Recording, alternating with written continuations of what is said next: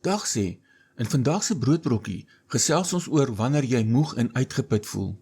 Ons skrifgedeelte vir vandag kom uit Jesaja 40 vers 31 wat soos volg lees. Maar die wat op die Here wag, hulle kry nuwe krag, hulle vaar op met vleuels soos die arende, hulle hardloop en word nie moeg nie, hulle wandel en word nie mat nie. As jy vandag hierdie video kyk en bloot fisies, emosioneel en geestelik uitgeput voel, dan is hierdie boodskap presies vir jou.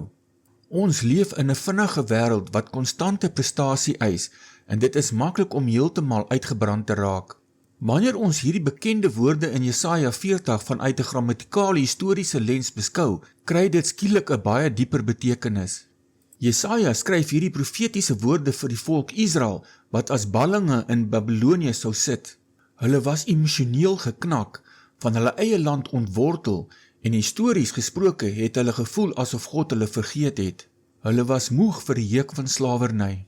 Dit is binne hierdie historiese konteks wat God vir hulle 'n belofte gee wat nie op menslike optimisme gegrond is nie, maar op sy eie karakter. Die sleutelwoord hier is wag. In die oorspronklike konteks beteken om op die Here te wag, nie om passief te sit en niks te doen nie. Dit beteken om met 'n aktiewe, standvastige hoop op God te vertrou, wetende dat hy getrou is aan sy woord. Die teks sê spesifiek, hulle kry nuwe krag. In die oorspronklike taal beteken dit letterlik om krag te verruil. Jy ruil jou menslike, feilbare, uitgeputte krag in vir die onuitputlike, ewige krag van die Skepper God. Wanneer jy moeg en uitgeput voel, moenie dieper in jou eie reserves probeer delf nie, dit is reeds leeg. Draai jou oë na die historiese werklikheid van God se getrouheid. Die God wat die hemel en die aarde geskep het, word nie moeg of mat nie. Deur op hom te wag en jou anker in sy woord te gooi, gee hy jou die vermoë om bo jou omstandighede uit te styg, net soos 'n arend wat die stormwinde gebruik om al hoe hoër te styg. Dink mooi oor hierdie feit na. Hier is 'n skriftuurlike feit om vandag te onthou. God gee doelbewus krag aan diegene wat swak is. Net 'n paar verse vroeër in Jesaja 40 vers 29 staan daar geskrywe: Hy gee die moe krag en vermenigvuldig sterkte vir die wat geen krag het nie.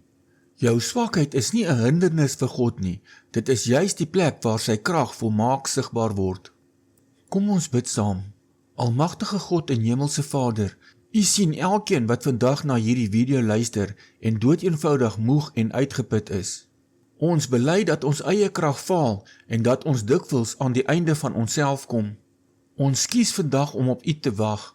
Ons ruil ons swakheid in vir U goddelike krag. Dankie dat U nooit moeg of mat word nie en dat U beloftes deur al die eeue heen onwankelbaar vas staan.